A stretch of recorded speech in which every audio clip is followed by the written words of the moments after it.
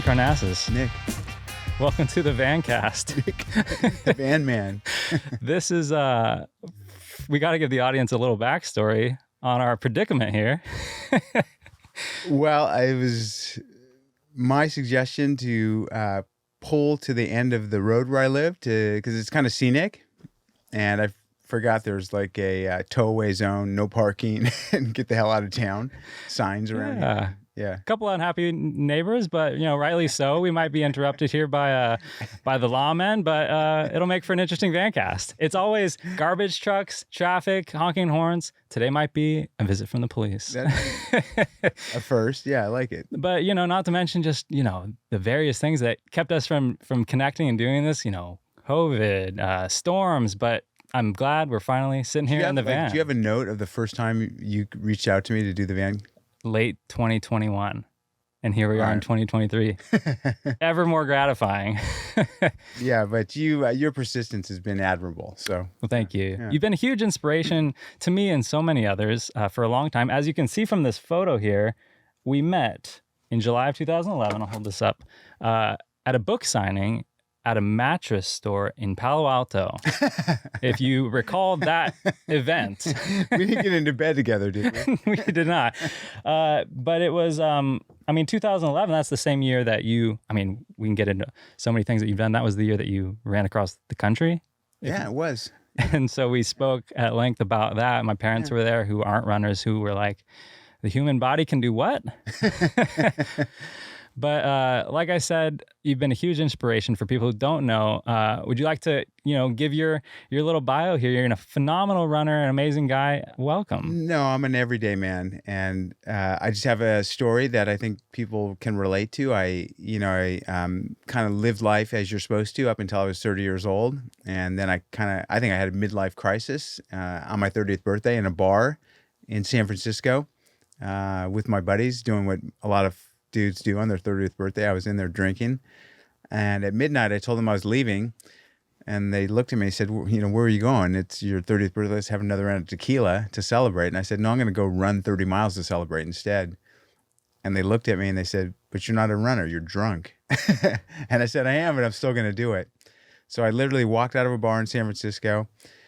I didn't even own running gear, but I had on these silk boxer shorts, like these comfortable silk underwear. So I took off my pants, threw them down the alleyway, and just started stumbling south into the night, knowing there was a city called Half Moon Bay that was 30 miles away, and somehow got there.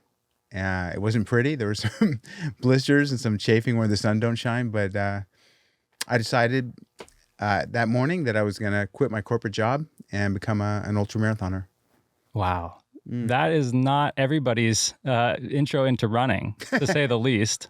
But was there like an inclination toward physical activity or toward running? I know you had done some running earlier in your life, but to just have this idea that not only were you going to do some sort of huge exercise endeavor, but to go for a run that night. Yeah, no, I used to love to run when I was a kid. My earliest childhood recollections are running home from kindergarten when I was 6 years old, and I ran competitively in high school when I was a freshman, and we won the cross-country league championships, and I thought that's as far as I'll ever take my running career, and decided running was boring and I had better ways to spend my time, and stopped running altogether at 15. And I think that night, I just remember the joy and the freedom that running brought to me, and I just kind of wanted that. I felt successful. I had 3 degrees, I had a great corporate job with a fat paycheck and stock options, company car, bonuses, all the kind of things you think are going to make you happy. And I was miserable. I was so comfortable. I was miserable. And I remember struggling during runs and thought, I want some of that pain, that challenge back in my life. And yeah. Like I said, it's not every day that you just decide to run, let alone that distance. For me personally, I began running in 2010, and mine was for a girl in high school who was a runner. Good reason. She was good reason to start. Yeah. She was a cross-country runner, and I remember her telling me, she's like, yeah, we're doing, 5-mile run after school. And I thought, you can run 5 miles, I want to try that. And I remember just giving it a try. Have you been to Fall Creek? It's I part know of a Henry Fall Creek. Cowell. Yeah. Yeah, right behind the By high school that I Cowell's. went Yeah, to. yeah. I went to school in at San Lorenzo Valley High School in Felton. Yeah. And it's a beautiful place. It's still my favorite place to run ever. Gorgeous. Yeah. I remember that's kind of how I started running, and then just loving that, the release of endorphins, not without a little pain along the way, especially going from me being a 200-pound football player to then giving that up and going running. Obviously, it has continued with me for the last 12 years beyond that relationship. But you guys are no longer. no longer together. But I loved it either way, and it just like totally consumed me. And then again, being inspired by somebody to look into this world of ultra running, which is what I saw you doing on TV, running across the country. My mom would be getting ready for work in the morning, and we'd see like Good Morning America, and here you're talking about how many bananas you're eating in a day. And I'm like, who is this guy? And then that's kind of what got me thinking into running is so complex and all that you can do with it and the benefits of it. Was it always from that night forward something that you were like, I'm going to keep doing 30 plus miles?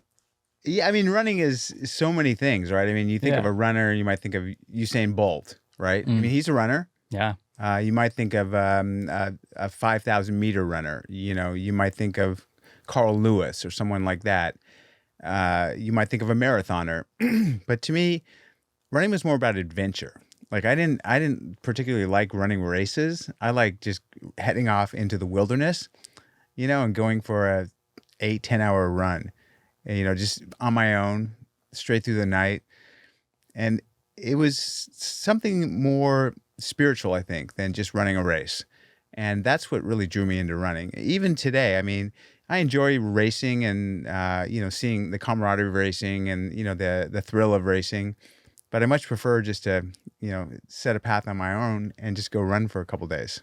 It sounds crazy, especially to people who maybe even run, but to consider that the human body can cover such massive distances. But again, I think from my early stages of learning what ultra running was and seeing you on TV doing it, sparked my curiosity of loving the outdoors and kind of having those spiritual moments in the outdoors. I was running not cross country, track at the time. You ran track? Yeah, I was running track as part of, football. And then, I gave up football and did cross country in the fall too. But during track in my senior year, I was like, I want to keep doing cross country come springtime. And I remember ditching track practice because my coach still wanted me to be a sprinter. So I ditched practice and I didn't tell anybody. And I just went for a 20-mile run, and I had never run 20 miles before.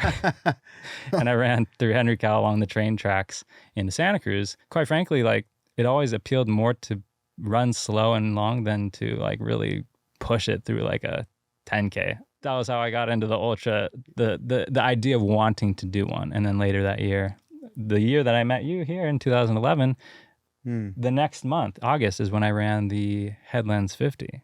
After the 30, what was your first beyond that, 50, 100?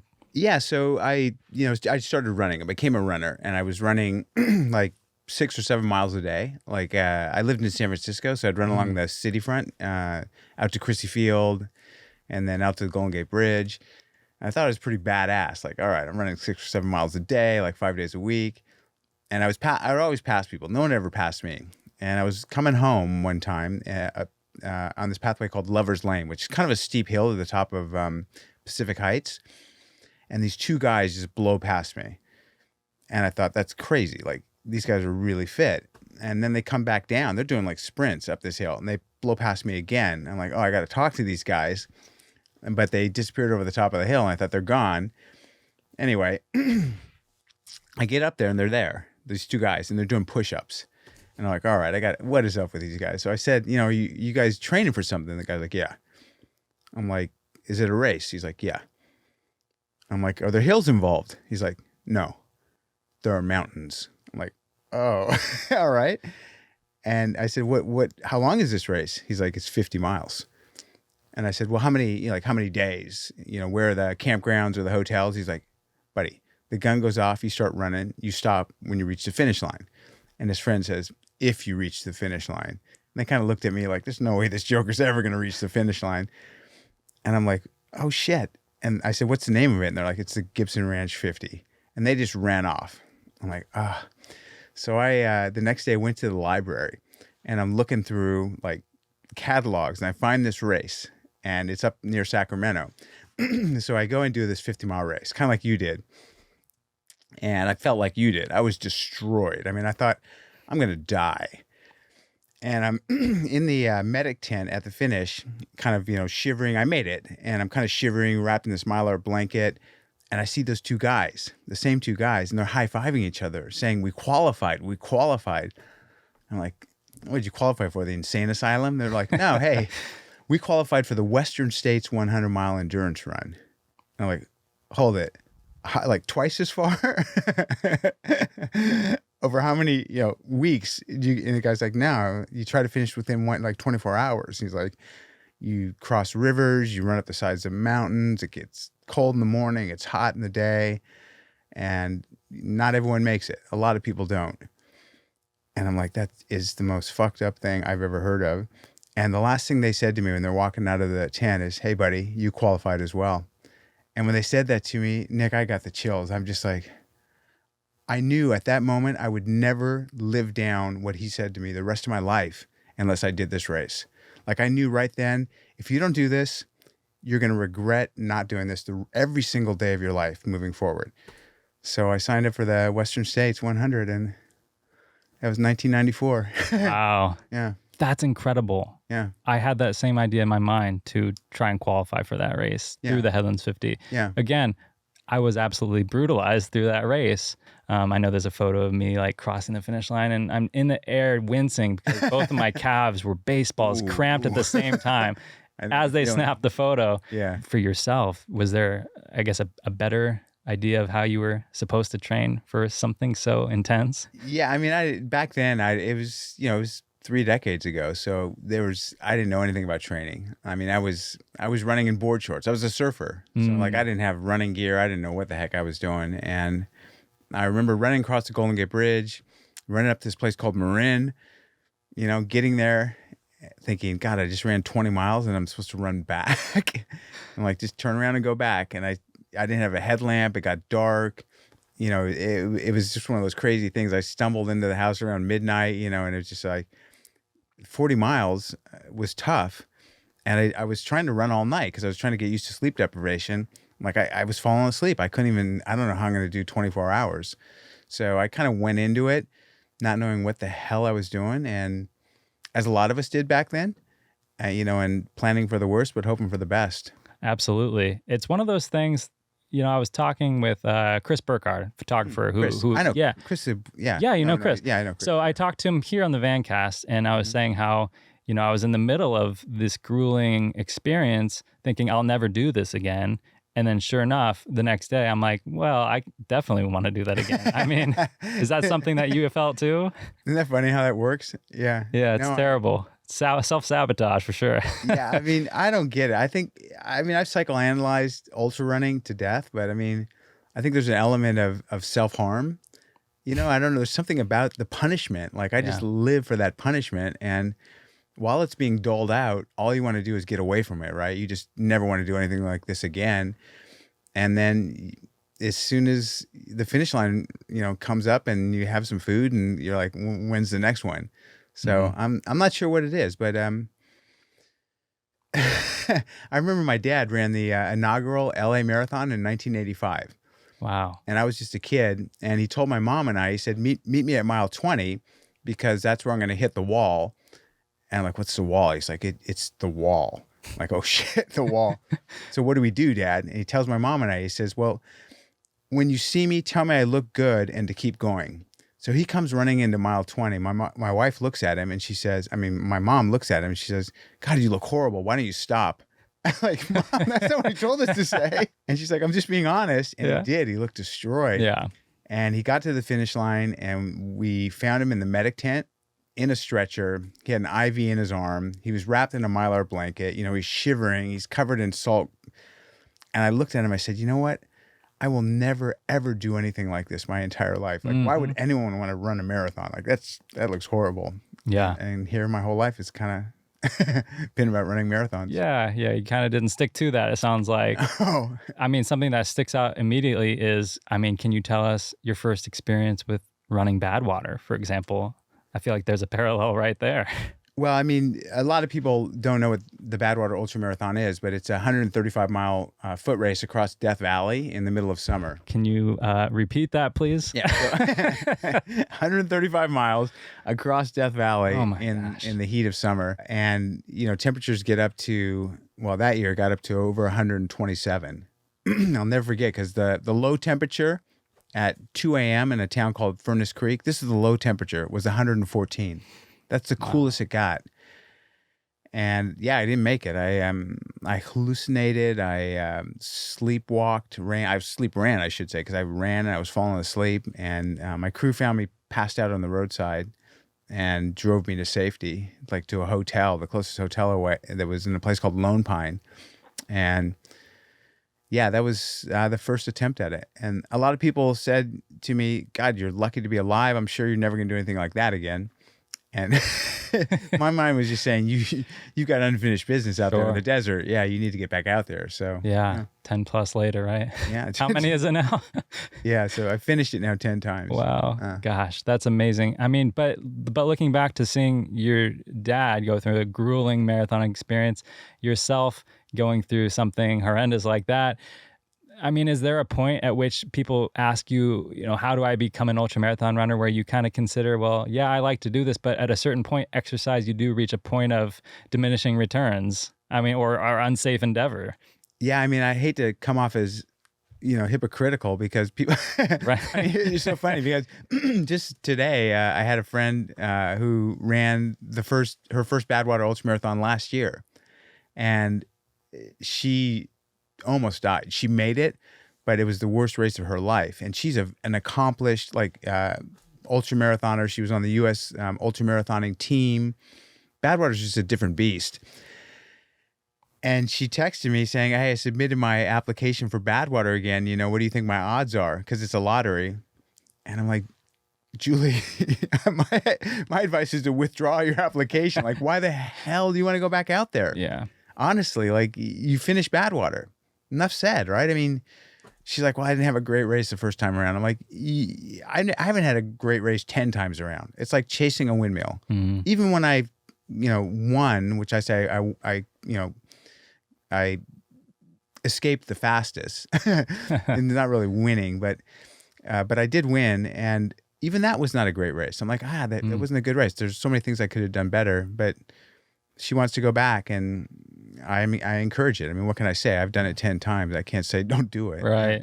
But for the common person who is just wanting to be healthy, like, is there a point at which you say, well, this is, good for you spiritually, you're spending hours in the mountains, but at a certain point, like, I don't know if you've experienced personally, I know you are not prone to getting injured, but like, is there a thing that, people should really consider when going to undertake such massive distances with their body? I mean, is there a point where you're like, no, you're good with the doctor recommended 30 minutes, however times a week? I think, I'm 100% Greek, and, the Oracle at Delphi said, know thyself. So I think if you're compelled to do these sort of things, then by God, you should be doing them. If you are prone to not like living life kind of on the edge, and if you're not prone to extremes, if you like moderation, ultra running is not for you. I mean, there's nothing moderate about ultra running. Right. I like to say to my mom when she tells me not to do these things, the only thing I like to do in moderation is moderation.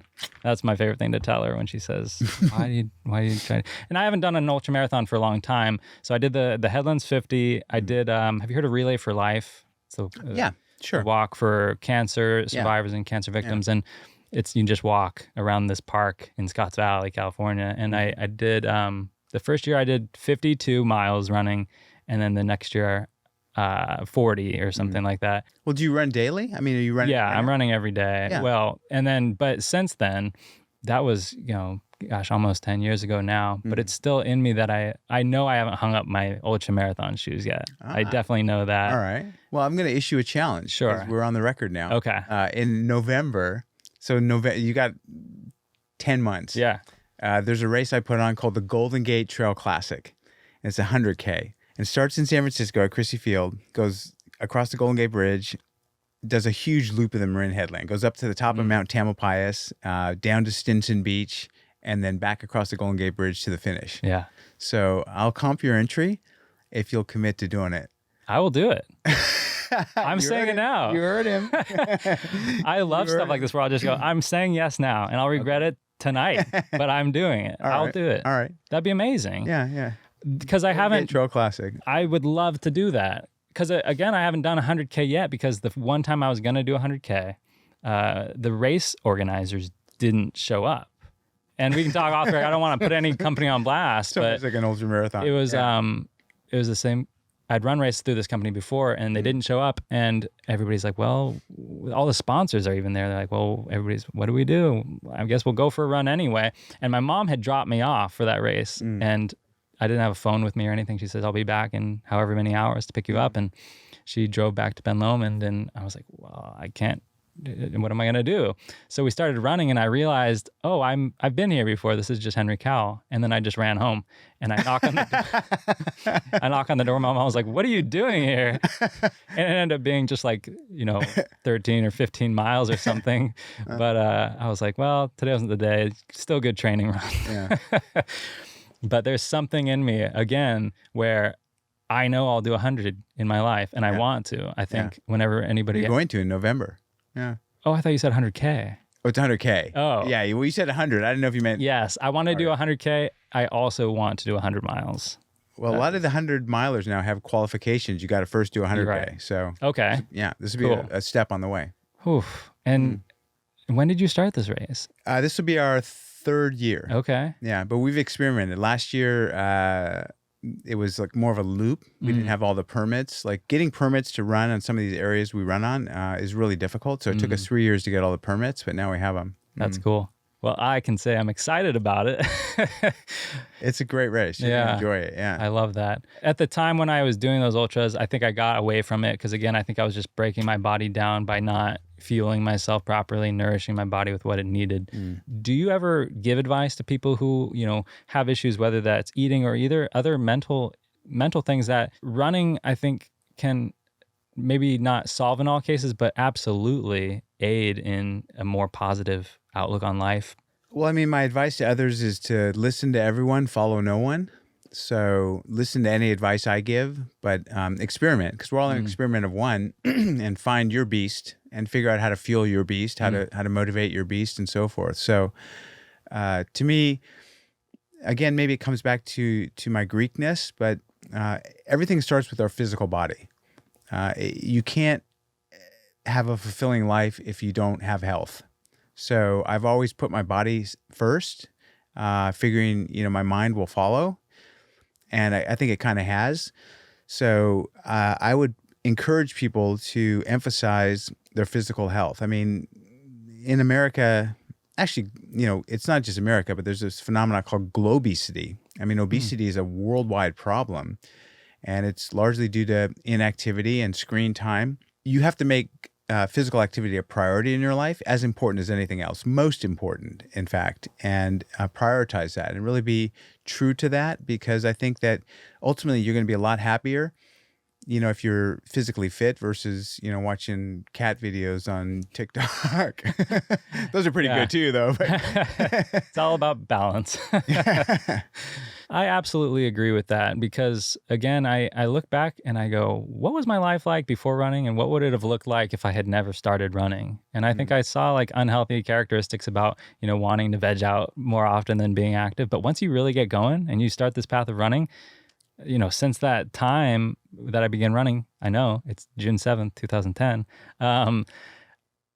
It's like I can't not run. I haven't gone more than 3 days since that day without running, minus 2 weeks because of a head injury. But I get antsy, and it's like I know the benefits, and I know that I've never gone for a run when I'm experiencing hardship in life or experiencing something difficult that, A, I've never regretted going on that run, and B, it's always helped my mental outlook afterward, even if it's a little bit. And so that's also something that's kept me coming back. And I think a lot of people could stand to like try it, right?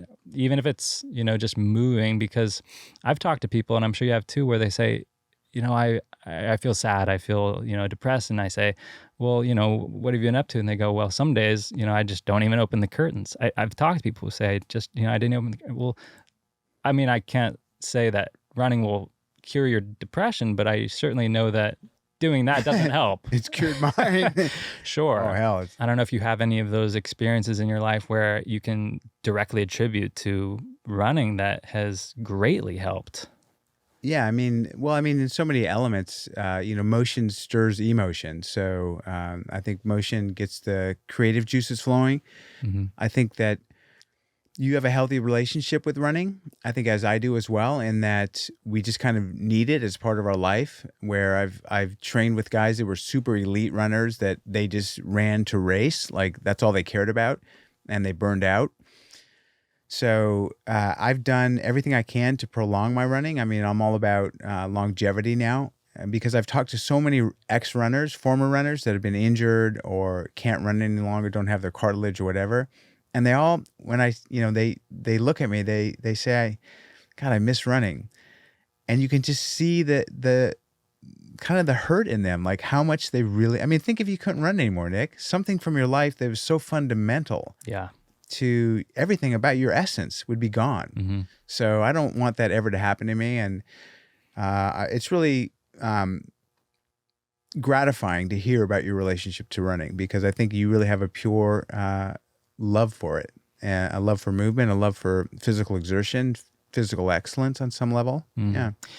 Yeah, I would say I absolutely feel like I need it, but not in like a compulsive way as I used to before, when I, was focused on, maybe at a certain period of time losing weight. And now it's more about feeling absolutely gratified to be out there. And not every day is easy. Not every day you want to be out there. But I think it's through just having the, not necessarily the motivation, but the discipline to do something. And you get through those ruts of maybe not wanting to be out there, that you get through to those amazing runs where, I've been in Fall Creek and I've literally teared up seeing the sunlight come through the trees on a single track trail. Yeah, I think about those people too, where I started running my senior year of high school. But then people who were getting to their senior year of high school after 4 or 8 years of running and just stopping cold turkey, I'm like, wow, how could you do that? This is amazing. Yeah. But maybe it is something to do with, just maybe having to do something after school because their parents told them, or, being burned out because they're, training to just win rather than use it as like a life tool, which I really do. So how many years has it been since you were running again on that fateful night?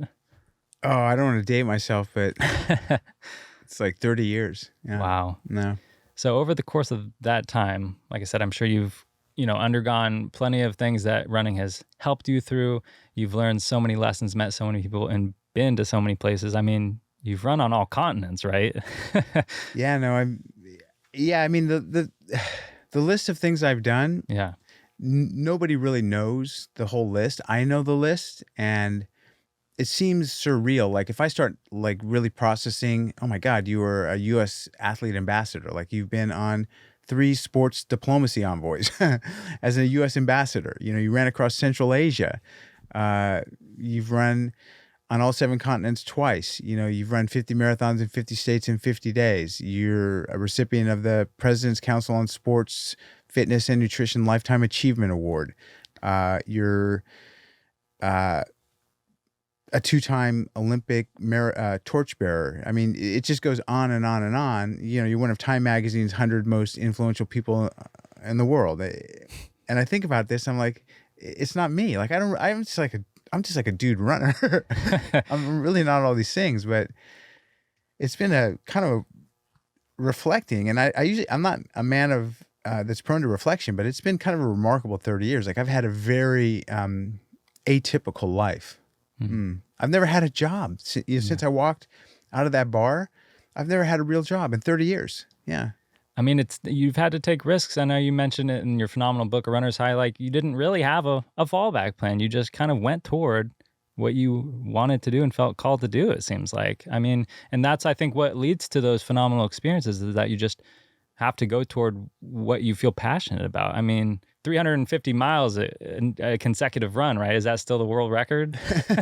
Like, these things are not only crazy to hear, but it's a testament to what you can do when you just follow what you are feeling called to do. Yeah, I agree. And I mean, the fact that I still am kind of amazed at the fact that I'm still doing it. You know, it's, I don't think of my age. I mean, it's crazy. Like, I was just one of Men's Health 50 most fittest people in America. And I'm looking at this list, and every single other person on the list is in their 20s, maybe their 30s. There's no one in their 40s. And here's this guy that just turned 60, and he's on this list. And with all these, and no one's ever saying, how the hell is this outlier? Like, what is this guy doing on this list? Or it's like, oh yeah, Dean's on the list. Like, he's super fit. And then there's all these 20 and 30-year-olds. It's phenomenal. Yeah. I think it absolutely illustrates the point that we're trying to make, is that running has absolutely, undoubtedly increased like longevity or health. It's something that I think nothing else could really do the same way.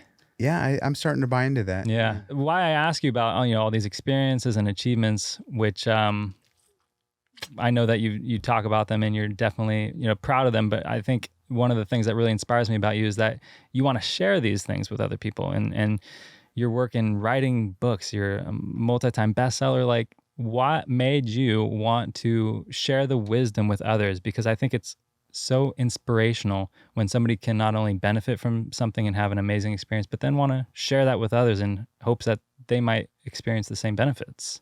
I think you just captured it perfectly. I thought that, for one guy just to be a runner is kind of a selfish pursuit. I think we might have some friends here. We might hear a knock on the door shortly. We're about to be arrested, people. Things are getting interesting. Oh, this has been in the back of my mind the whole time. Is it them? Yeah, it is. I think we should just go out there or let them knock. Let's let them knock. Okay. Okay. So here we are talking. It's getting warm in here. Yeah. No. Have you ever been arrested during an interview before? Never been arrested in my life before. All right. This is gonna be the first time for everything. Yeah. Hello. Hello. Come on in. Open the door. Hello? The police! We have you surrounded! Well, welcome back, folks. Just a little encounter. Nice policeman, gentlemen. We're gonna wrap up the interview. ID check by law enforcement. I'm clean, everybody. I'm clean. But we're going to wrap it up in a few minutes here.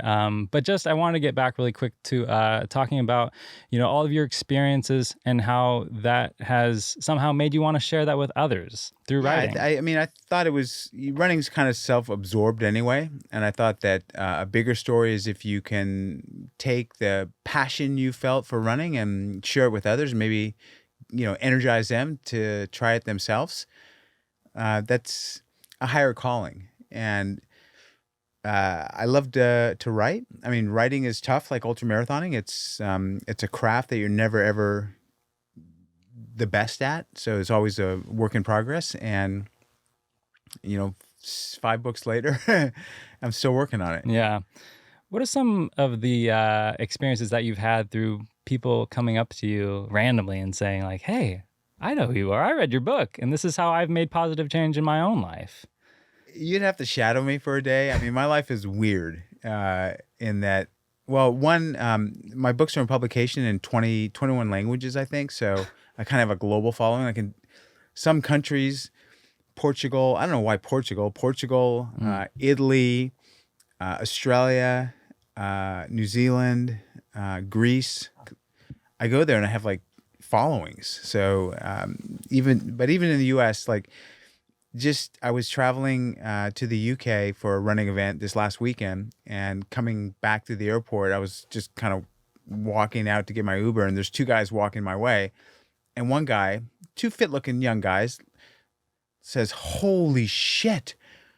Oh my God! It's Dean Karnazes." Like, what are you doing here? I felt like, dude, I'm just getting off a flight. Like, I'm a normal guy. Like, I'm not on a private jet. He's like, and he looks at his buddy. He's like, do you know who this is? The guy's like, I have no idea who this guy is. So the people that know me they feel like we're kindred spirits, because I think when you read my books, you get a glimpse into who I am. I kind of bare my soul. So you kind of feel like you know this dude. Like he's really opened up. We know about his life. We know about his hardships, about his joys. We know about his family. So when they see me, it's as though they're meeting a character they've known about, and he's real. And it's kind of it's weird. Yeah. You're a real life superhero, that's for sure. I don't know, Nick. I think that I have a life of my own that's bigger than I am. Like this ultra marathon man is like this entity. It's not like this one actual person, but I guess it kind of is in a way. Yeah. I remember seeing videos long ago where they're running like tests on you, like to see if you have this superhuman strength and things. But it sounds like you're kind of saying, it's really more about, your intention and how you live your life. And if you want to do something and you put your mind to it, you can. I think we all have a calling, right? We all have something we're passionate about. And I tell people, even if that's basket weaving, if you love basket weaving, be a basket weaver. Like you'll figure out a way to make a go of it. If you put your heart and your soul into your basket weaving, you'll figure it out. So I love running, and I had no idea I was going to make a living running, especially when running ultra marathons where, they give you a belt buckle if you finish first or last. But I just loved it. And I thought, you'll figure it out. Like just do what you love and it'll all kind of work out. And holy shit, it did. Yeah. Yeah. I have a two-part question here, kind of to wrap things up. And I wanted to ask you about kind of what you're most proud of throughout your career. And I say two parts because I know everybody wants to say, what's your favorite running achievement? But being a runner, I also want to ask you then, what are you proud of in your own life that running has given you outside of a physical achievement of the running itself? That's an interesting question. I think that running has given me the inner satisfaction that I am the man that I am. Like I've learned to be who I am. I haven't lived a life of doing, corporate work that I didn't enjoy. I kind of just said, I'm going to be who I am. Yeah, I'm only a runner. I'm not a Nobel Prize nuclear physicist. It's nothing beyond running, but it's what I am. I'm a runner. And I've been true to that. Mm-hmm. And I don't think a lot of people are true to who they are. Well, I think through your story, it's like I said, it's inspiring because it's a healthy thing too. You're not out here saying, I think you should just party and have a fun life. No, it's something that's actually good for your health too. It's exercise. So I think that's a huge part of it. And the second part is, do you have a physical feat of endurance that you are most proud of at the end of the day? Well, I've done so many insane distance and endurance runs, but my proudest moment was running a 10K. And that's because I ran it with my daughter, Alexandria, on her 10th birthday. Wow. And I don't know, I'll never surpass that moment. It was magical. Yeah. I can't think of a better answer than that. Of all the things, that is what you chose. Yeah, and it's true. I love that. But yeah, is there anything else, that you would want to leave people with who, look at what you do and go, well, it's the same response that my mom had when watching the movie Free Solo with Alex Honnold. Well, that's irresponsible. That's not smart. Is there anything that you have to say to people who look at what you do and think, well, that's foolish? I don't know. I don't get that very often, thankfully. I think people are more inspired when they hear about it. Ultra running is pushing the extreme, but it's not like dangling on the side of El Capitan where, one mistake and you're dead kind of thing. So, and I think that, Alex, I'm friends with Alex and I admire Alex. He's incredible. And I know Jimmy Chin, the man who produced the film. And, there has been a lot of backlash because people have kind of wanted to model themselves after Alex, and it hasn't always worked out so well, so to speak. I don't know of anyone who's gotten into ultramarathoning that's like died because they're pursuing ultramarathoning. So most people say, God, I got into ultramarathoning and I just love it, and thank you. Yeah. That's amazing to hear. I'm so glad to hear that because, again, it is such a positive thing. You've inspired so many people, myself included. This photo here, to go back to it, it's been sitting on my desk at home since July 2011. Yeah. Do you have anything coming up that you're looking forward to or want to share? Well, I mean, everyone's always asking me like, what's next? And certainly I've got, lots of races coming up and that kind of thing. But I'm planning to run from the lowest point on Earth to the highest point on Earth, hopefully starting in January of 2024. So next January. So a consecutive run. Consecutive run. And where? With the buddy of mine, Charlie Engel, who's another ultramarathoner. So we're kind of conspiring on making this work, but running from the Dead Sea to the top of Mount Everest in 5 months. Yeah. To the top of Mount Everest. Yeah. Well, I mean, obviously we're not going to run. Right. We're going to get to base camp. We're going to put on mountaineering gear and trek to the top. But Have you been up Mount Everest before? no, I haven't. All right. The highest I've ever been is 20,000 feet. So yeah. Sounds like we'll have to do another Vancast. When, I think so. not if, but when you accomplish that. I love that. Yeah. And can you tell us quickly where, before we get arrested, where we can get your cop car out there revving? where we can get your amazing new book, A Runner's High? Just Google my name. Like someone said, if you Google Dean, I'm the first Dean that comes up. So just Google my name. You can go get it on Amazon. I always say support your local independent bookseller if you can. I'm a big indie bookseller fan, but it's pretty broadly in circulation. Yeah. It's a great book. I would say it means you're doing something right if you're the first Dean on the Google image or on the Google search. So It's not a very popular name. Yeah. you're not the only one, You're not the first Dean on the Vancast even. So that's saying something. Yeah. 30, number 30 here. 30. Which I think is, That's thank you. endurance in its own right. Yeah. Sure. And I was thinking on the way here, wow, 30, 30th birthday, 30 miles. Yeah. Through all of the trials and tribulations to get here, even on the day of, we still made it happen. Yeah. And I'm looking forward to that race later this year. You heard it, people. November. Golden Gate Trail Classic 100K. Let's shake on it before we go. All right. Dean, thank you so much for coming on the Vancast, and we will see you out on the trails. Yeah, likewise. Be well. Feel like